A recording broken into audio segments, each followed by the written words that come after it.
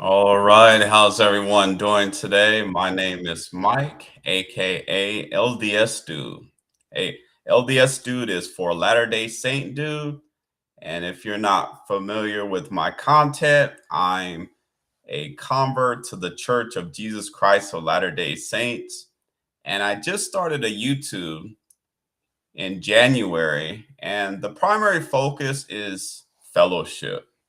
And one of the ways that we can fellowship is by reading books. So I started a book club and we started reading the book Jesus Wars by Philip Jenkins.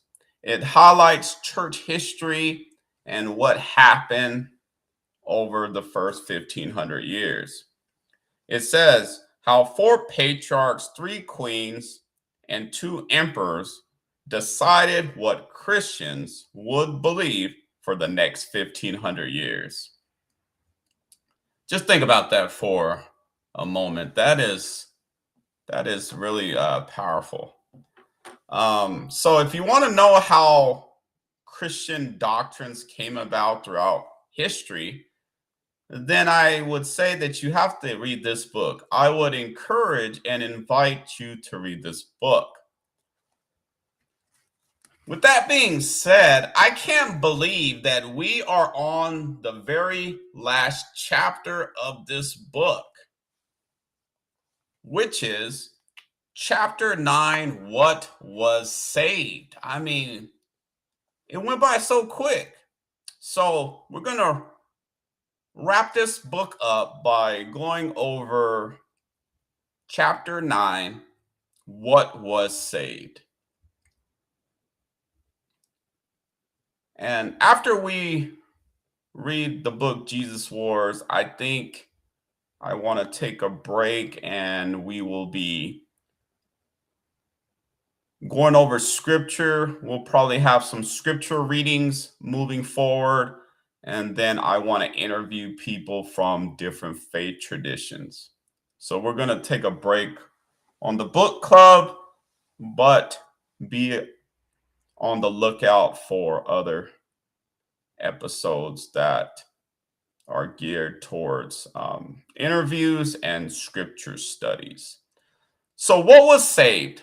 We shall never cease to return to this formula of Chalcedon, because whenever it is necessary to say briefly what it is that we encounter in the ineffable truth, that is our salvation, we shall always have recourse to its modest, sober clarity. But we shall only really have recourse to it, and this is not at all the same things as simply repeating it, if it is not only our end, but also our beginning. Karl Rahner. Powerful statement by Karl Rahner. We know that the Council of Chalcedon highlighted the two natures of Christ. We know that Christ is a singular person. We know that the Bible talks about Christ's humanity, excuse me, I said humidity. It has been a little hot today. But Christ's humanity and his divinity. Anyone who has read the Bible knows that the Bible talks about Christ's humanity and his divinity. But how are we to interpret that? Well, the Council of Chalcedon indicated that Christ has a human and divine nature that are inseparable. And that's how we came out with the doctrine of the hypostatic union. So when people tell us Latter-day Saints that we don't believe in the same Jesus that they believe in, virtually they're saying that we don't believe in the hypostatic union Jesus, because the church historically has taught the doctrine of the hypostatic union. So since we don't believe in the hypostatic union, then they would say that we believe in a different Jesus. So that's not the focus for today. Let's move forward and see what chapter 9 highlights. At the end of the 6th century, a Byzantine writer told the story of the holy monk named Syracuse, who lived near the Jordan River. The pilgrim Theophanes visited him seeking advice and was so impressed that he would have stayed to study and learn. The obstacle was that in his home region, Theophanes was in communion with the Nestorians. Oh, wow. The Nestorians, they're heretics. You remember we read in this book. Syracuse was appalled. How could his visitor follow such a dreadful set of beliefs, which denied the Mother of God? Well, said the pilgrim, that's all very well, but all the different groups say the same thing. Unless you are in communion with us, you will be damned. How should I know which version of the truth is correct? Essentially, this is what some Christians say today. How do we know which denomination is teaching the truth? And how do we know what version of Christianity is true?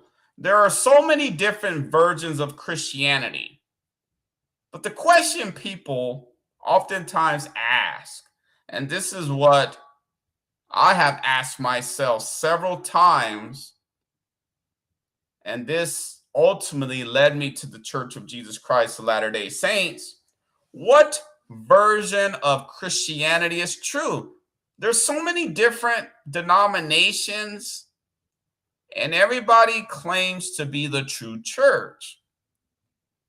Before the internet, this is something that we probably wouldn't have pondered on as much as we are doing now, because we have social media.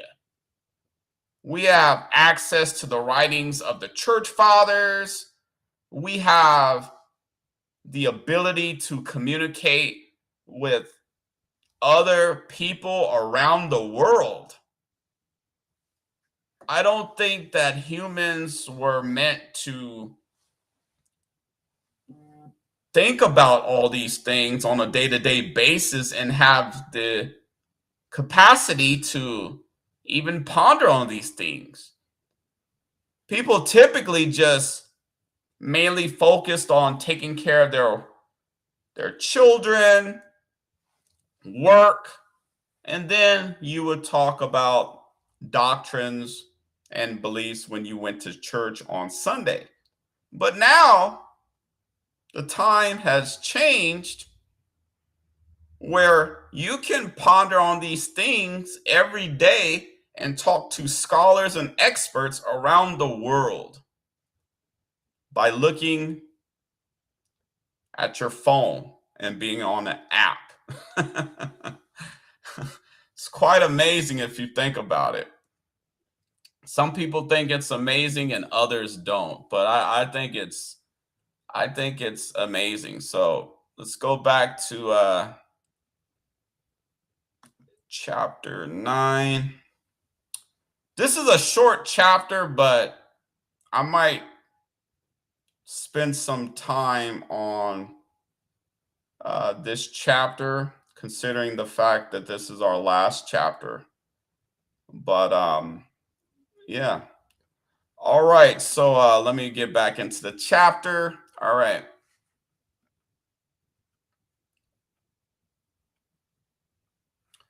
All right. Somehow, amazingly, the church preserved its belief that Christ was human as well as God.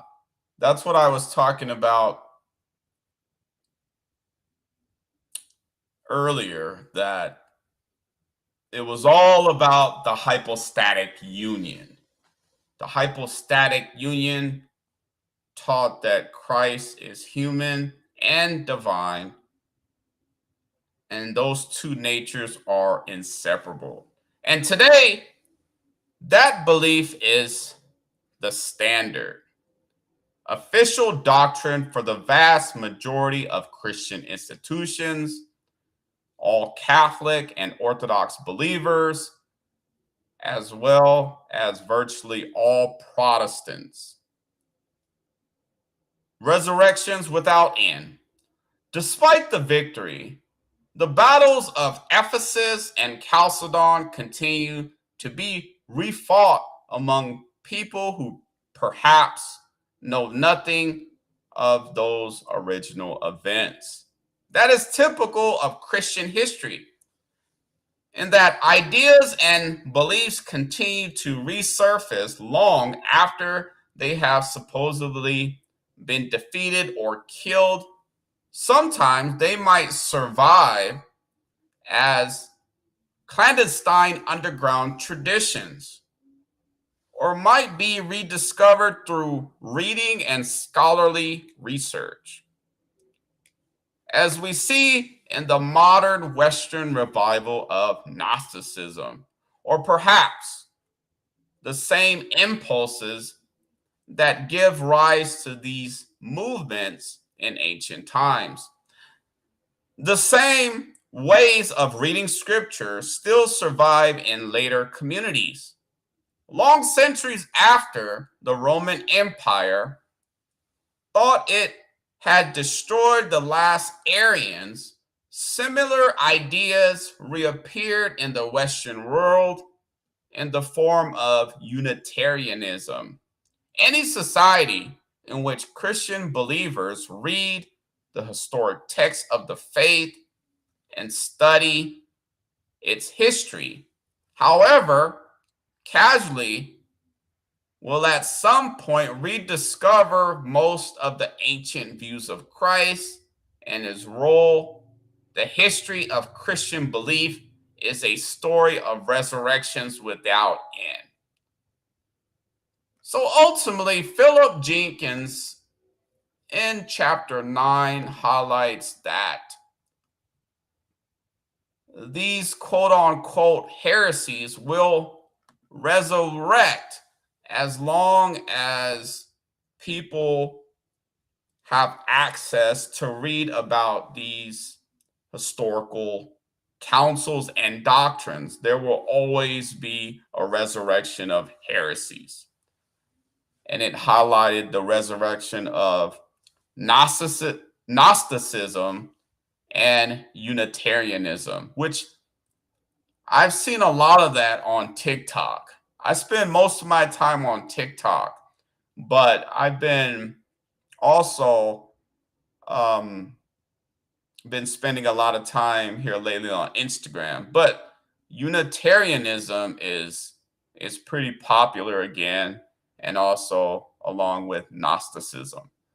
So, quote unquote heresies do resurrect. I think this book is accurate in saying that. I have this little mic, which is pretty convenient, but I like to clip it on my shirt, but I wore this suit coat with a bow tie, and I don't want it to slip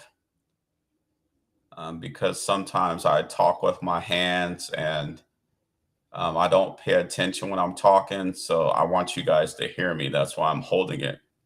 All right. So, with greater religious diversity, thinkers again explored theological paths that might once have been closed to them in order to answer the central question of Christianity: who do you say that I am?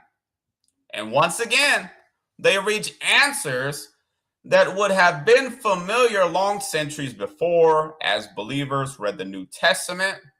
They wrestled with the apparent contradictions. There are contradictions. It's crystal clear. I know some Christians say that there's no contradictions. That's not true. If Jesus was fully God, how could his knowledge of God be limited? How could he seem to draw such distinctions between himself and the Father? Particularly in the 19th century, some Protestant thinkers found an explanation for this in the letter to the Philippians, and their insights continued to find followers. In Philippians, we may recall an ancient hymn tells how Christ, being equal with God, voluntarily emptied himself to assume human form. So if you're interested in reading that passage, it's Philippians 2:7. Since the 16th century, theologians have explored that idea of empty, kenosis, to suggest that the Son of God deliberately gave up many of his divine attributes in order to live among us. Jesus would thus have been divine from the moment of conception, but only in his later life would he fully realize the fact a Christ limited in that way would truthfully admit to not knowing the time at the end of the world. Knowledge available only to his Father. Such a kenotic approach might even mean, as early two natures thinkers held, that Jesus gradually realized his true divine identity. That, in a sense, his godhood really did appear in him in stages. In that way, we could vindicate the arguments of early believers like Paul of Samosata, who were long condemned as heretics, but who now edge back into the Christian mainstream. We might even speculate that Christ's full divine consciousness burst upon him at the moment of his baptism in the Jordan, which the Gospels present as such a turning point to his career. As a means of interpreting Christ's identity, ideas of kenosis remain controversial, as some churches regard them as a betrayal of Chalcedonian orthodoxy. But once again, they show the stubborn persistence of subterranean currents in Christian thought. So, what is kenosis? Well, the concept of kenosis indicates that in Philippians chapter 2, verse 7, Christ emptied himself. And that's why he didn't know everything that the Father knew, because he emptied himself. And it kind of explained the contradictions between him being divine and him being human. So let's read Philippians chapter 2, verse 7 in the RSV updated edition. It says, therefore, verse 7. Philippians 2, verse 7. But emptied himself, taking the form of a slave, assuming human likeness, and being found in appearance as a human. So this idea is called kenosis, but according to the Council of Chalcedon, the idea of kenosis is a heresy. But I remember when I used to be a Protestant, I held to the view of kenosis, that Christ emptied himself and he had limited knowledge and it developed over time. That's a heresy according to the Catholic and Eastern Orthodox Church. But to me, it made sense. When I read scripture, it made sense that Christ's knowledge was limited because of his human limitations.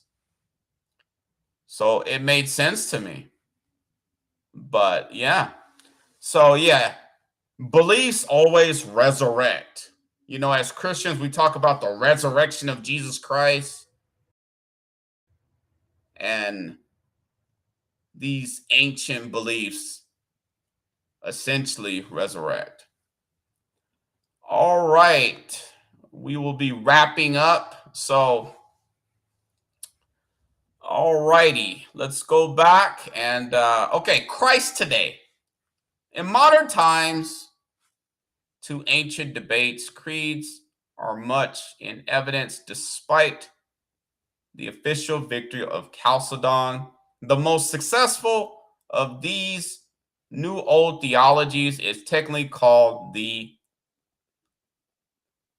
Theopasitism, the idea that one of the Trinity suffered for us.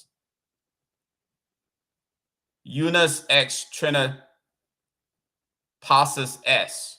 This idea surfaced early in the 6th century as a compromise attempt to bridge the gulf separating Chalcedonians and their enemies. The formula was vindicated at the Fifth Council held at Constantinople. In 553. But it long remained suspect because of its suggestion that God could or did suffer, that he was passible. In the 20th century, though, the theory went from strength to strength. In the words of one modern commentator, the age-old dogma that God is impassible and immutable, incapable of suffering, for many no longer tenable. The ancient Theophysite heresy that God suffers has in fact become the new orthodoxy. A list of modern Theophysite thinkers would include Barth, Bernyav, Bonhoeffer, Brunner, Cobb, Cone, and liberation theologians, generally Kung, Moltmann, Reinhold, Niebuhr, Panneberg, Ruther, and feminist theologians, generally Temple, Tenyard, and Umano. So this idea of God's suffering was essentially a heresy. Just think about that for a second. To believe that God suffered was heretical. God is impassible and immutable. He doesn't have He doesn't suffer. According to Orthodox Christianity. All right, let's get back to it. All right, let's get back to it, shall we? All right. As Christian triumphalism has foundered, as visions of Christendom faded, so Christian scholars turn increasingly to a God who suffered alongside his creation. For liberation theologians and feminists, for Christian thinkers who identify Jesus as the brother of the oppressed, the idea of a God who really suffers alongside the poor and marginalized is fundamental. Looking at popular versions of Christianity also induces a sense of deja vu, or rather, deja vu already believed. Many ordinary Christians and cultural Christians pay little attention to Chalcedon's subtle distinctions. Near Monophysite views are most strongly in evidence around Christmas time. The churches officially follow Chalcedon in preaching a Christ in two natures without confusion, change, division, or separation. But popular devotion unabashedly worships God lying in the manger. If a 6th century Chalcedonian bishop returned to the modern world, he would devote himself to searching through the hymn books of most churches and tearing out the many pages in which lyrics express overtly one nature ideas. For many modern believers, Christ was obviously never human enough to doubt his own credentials or mission, to fear the cross, or to fantasize, however briefly, about pursuing a quiet existence with a wife and family.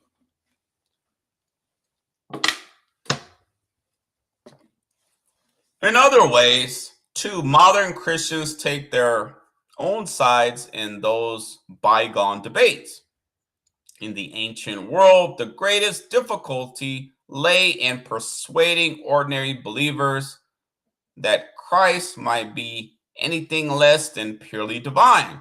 In contrast, many modern believers struggle with contemplating a Jesus who is more than human. They do their best to reconcile the moral insights of the wise teacher Jesus with what they see as the supernatural encumbrances that have over time been built upon his memory. For 2 centuries, after all, successive modern quests for Jesus have sought this human reality, trying to place the figure of the Gospels ever more firmly in the historical context of Jesus' time, and by implication, with all the constraints and limitations. If Christ was divine, many feel, then this was through the man Jesus progressively developing a divine consciousness. And that process might be available to human beings who follow Christ in their own moral struggles. The one nature principles of Eutyches and Apollinarius survive today through the beliefs of millions who never heard their names, and so do the views of a human Jesus proposed by the Ebionites and by Paul of Samosata. So the ideas of Eutyches and Apollinarius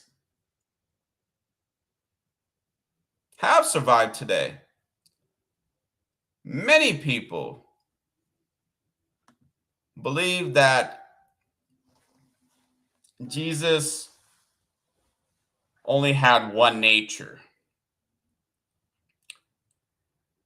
Many people still say that today. The people that I hear say that are mainly Protestants. I don't really hear too many Catholics or Eastern Orthodox Christians saying that Christ has one nature. Now, come to think about it, I think the Oriental Orthodox claim that Christ has one nature, but I think there's some language barriers between the churches. I think that the Oriental Orthodox are essentially saying the same things that the Eastern and Catholic churches are saying, the Eastern Orthodox and the Catholic Church. So I think this just maybe more semantical, it's more semantics. But I have heard many people say that they believe that Jesus has one nature, uh, one will, and that's not what the Council of Chalcedon taught, and that's not what Christians have believed historically. Christ has two natures, two wills, and it corresponds with both of his natures. So Christ just doesn't have one will, one mind. Christ has two wills, two minds, because Christ is human and divine according to Orthodox beliefs. All righty. I think I ran out of water, but I think I'm going to tough it out. So I only had a half a bottle of water before I started, but yeah, let's move on, shall we? All right. So all right, creed or chaos. Creed or chaos. But if the same problems reoccur endlessly through history, so in theory, should the same solutions? However much we may think that modern controversies are new and unprecedented, they really are. And that means that looking back to the past debates might well provide a mine of useful insights for the present day. This point may seem strange when past theological debates seem so obtruse that their memory can be embracing to modern churches. Did churches in the distant past really tear themselves apart over what today seems such verbal minutia? We live in an age when a term theological has implications of irrelevant hair splitting. It's just a theological quibble. Still more poisonous is a word like dogma. Such objections to theological enterprise are not new. Do churches today fall into internecine conflict over issues of biblical authority and sexual regulations while millions of Christians starve? In the 1930s, some Anglican thinkers urged that the churches should put aside matters of technical matters of technical theology as of interest only to cloistered academics. And their proposal received a devastating answer from Dorothy Sayers, one of the great lay theologians of the age. In her 1940 essay, Creed or Chaos, Sayers tried to explain just why such theological debates and questioning should not be set aside, but rather should remain central to what the church did. For one thing, she argued, the fact that we today regard all these great issues of Christology as trivial or technical means that all these questions have been subtle through the strivings of earlier generations.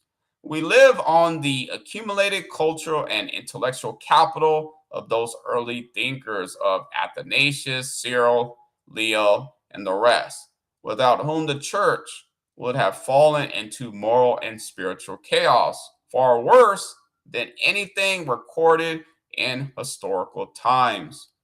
The orthodoxy they established is the firm foundation of all modern churches, which we ignore at our peril. But Sayers also pointed out, however, much moderns might despise theology. Ordinary people actually devoted a great deal of effort to theological speculation, and the conclusions they reach usually reproduce the very ideas that had been confronted in the 5th and 6th centuries. Far from sidelining theology, modern churches needed constantly to re examine and restate the grounds of their belief.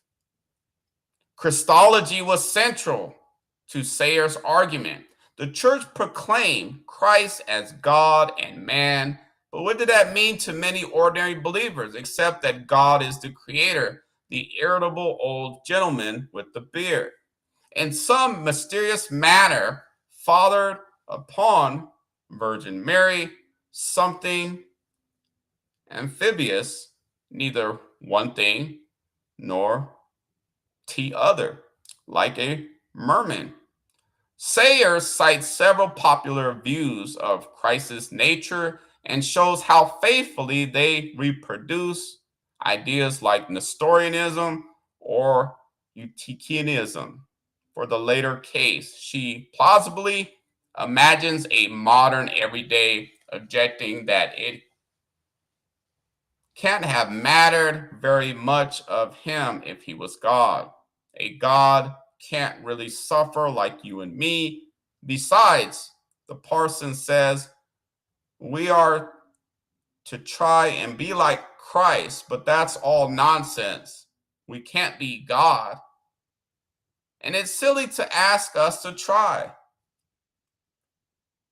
Or modern believers might easily adopt Apollinarian views. If Christ was God, they might object, then he knew everything that was going to happen, so that his sufferings were really no more than a kind of placating. And if he was God, he couldn't actually be tempted in any real sense, could he? What kind of example can an ordinary Christian find in stories like that? As Sayers says, this view make it all but impossible to speak of Christian principles as vaguely practical or achievable. The debates continue until, complicated as the theology is, the average man has walked straight into the heart of the Athanasian Creed, and we are bound to follow. For Sayers, a different Christology leads to a different approach to ethics, to Christian behavior, and the possibility of following Christ. Sayers was not, of course, suggesting any kind of suppression of these ancient modern heresies, even if such a thing were vaguely conceivable in a 20th century context. Rather, she made a profound observation about the development of Christian thought over time. Theophanes might be granted absolute certainty about the truth of the doctrine, but he was in a tiny and miraculous minority. Whatever councils achieved, however successfully, churches defeated rival interpretations of faith. Those alternative ideas were and are structural parts of the Christian faith and are perhaps integral to human religious psychology.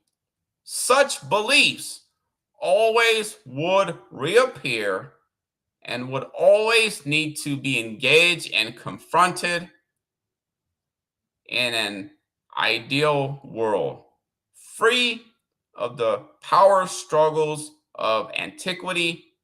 That dialogue can itself be a positive thing, a way in which Christian thought develops its own self-understanding. A religion that is not constantly spawning alternatives and heresies has ceased to think and has achieved only the peace of the grave. So, Sayers, a lay theologian, was saying that having civil discourse about theology is a good thing because it keeps the ball moving forward and it's healthy and it keeps the religion alive.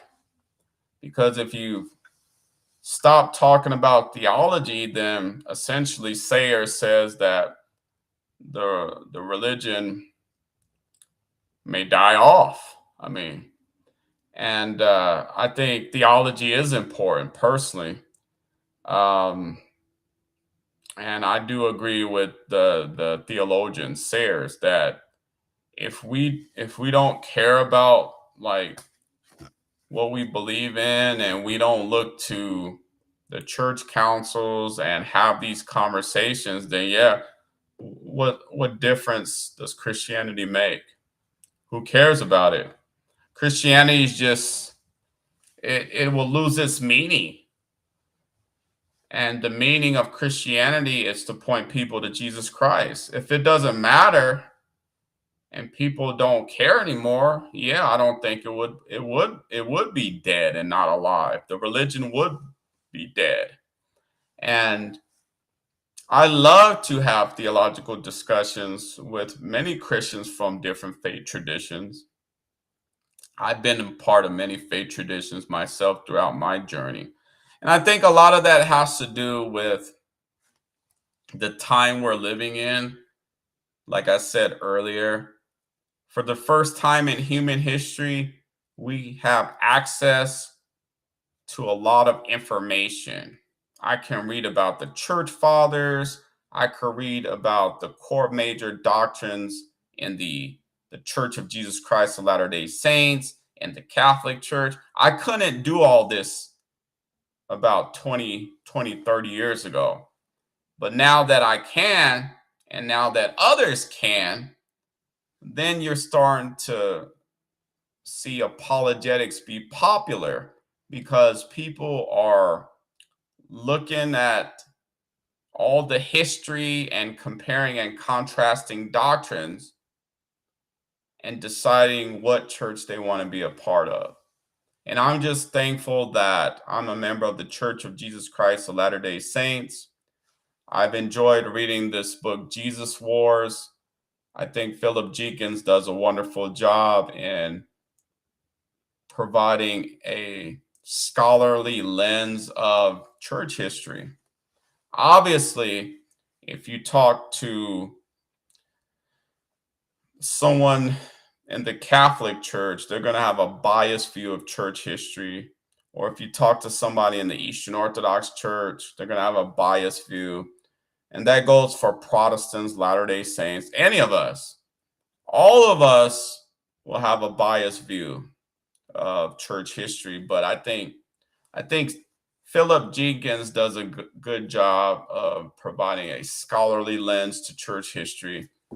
I would invite everyone to read this book if you can. It's a good book. I've enjoyed reading this book with you all. It's been a privilege and honor to start this YouTube channel. My YouTube channel is small. I believe it's going to pick up. It's just going to take some time. It took a long time for my TikTok to grow. My Instagram is growing, and yeah, I'm not worried about the YouTube. I don't do any of this to become popular. I do believe it's important to talk about theology if you want Christianity to be a religion that thrives and lives on. If you want it to continue and live on, then we have to talk about doctrines. And unfortunately, there are a lot of people who are anti-Christian. They don't want us to talk about doctrines. They don't want people to be Christian. They think it's all a bunch of BS, and they want it to die out. They don't want people to have YouTube channels or be talking about these things on social media platforms. But it's good to see this resurgence of theological discussions. uh, for a second, I did think that Christianity was going to die out because young people are less religious. But I think because of TikTok and many Christian content creators, I think that the young people are starting to love theology and be fascinated with the history of Christianity. And yeah, Christianity has revived itself, and it wasn't looking too good maybe a few years ago. But yeah, so yeah, I enjoyed reading this book. Last week, I wasn't able to meet with you guys because I was at the temple. Thank you to all the people who prayed for me as I went through my endowment, and it was a very special um, weekend for me. And continue to pray for me. I will pray for you. And it's been a pleasure reading this book. I'm a theological nerd, and I will see you guys on TikTok, Instagram, Facebook. And if you have any questions, please feel free to message me. I love to talk about theology. And yeah, I will see you all around. And it's been an honor and privilege reading this book with you all. And I will see you all next time.